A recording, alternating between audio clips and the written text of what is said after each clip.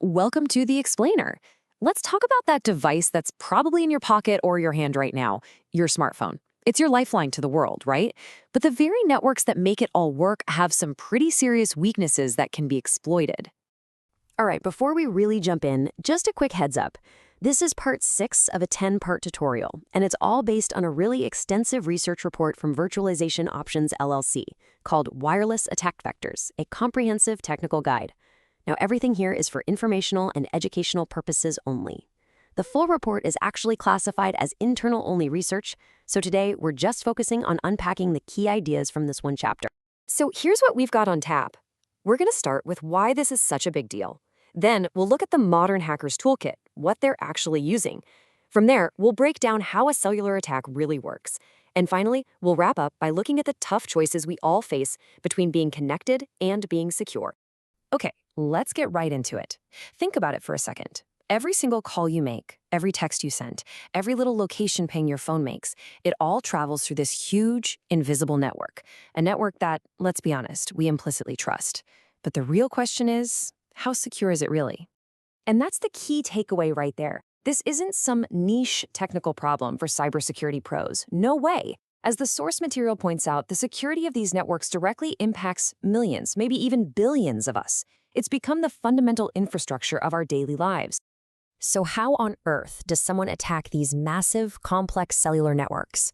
Well, you might be surprised to hear that the tools to do it have become way more accessible and a lot more affordable than you'd think. It really boils down to two key ingredients that have completely changed the game. First, you have affordable hardware, like a software-defined radio, or SDR. Think of it like a radio chameleon. It can be programmed to mimic all sorts of different signals. Then you combine that with powerful, and get this, free open-source software that basically lets anyone set up their own personal cell tower. That combination has just blown the doors wide open. Okay, so we've seen the toolkit. Now let's dig into the core exploits and see how these tools are actually used to attack the networks we count on every single day.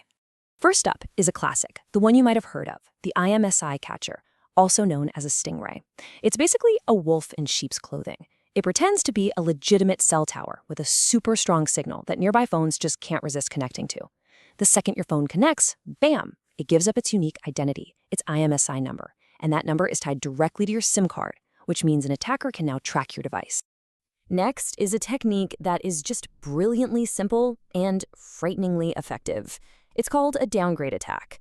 It basically forces your brand new high-tech 5G smartphone to time travel all the way back to the Stone Age of cellular, the 2G network. Now, why would anyone do that? Well, because 2G security is, frankly, a joke by today's standards. Its encryption is so weak that it's trivial to crack, making it a piece of cake to listen in on calls or intercept texts.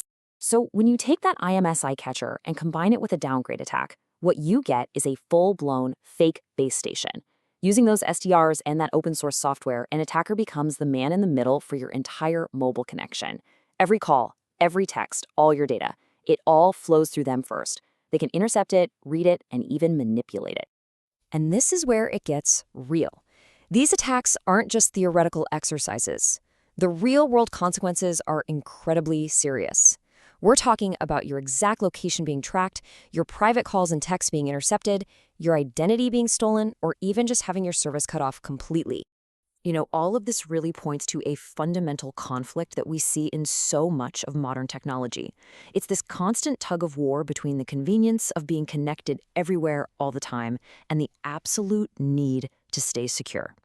So this presents you with a choice. On one hand, you can let your phone connect to any tower it can find, even older 2G or 3G networks. This pretty much guarantees you'll have a signal in more places. On the other hand, you can configure some devices to only connect to modern secure networks. This protects you from those nasty downgrade attacks, but it could leave you with no service at all in areas with older infrastructure. So we'll end on this thought. In a world that pretty much demands we stay connected 24/7, our reliance on these invisible networks is only growing. That makes it absolutely essential to understand their vulnerabilities, and for each of us to decide, what level of risk are we really willing to accept for that connection?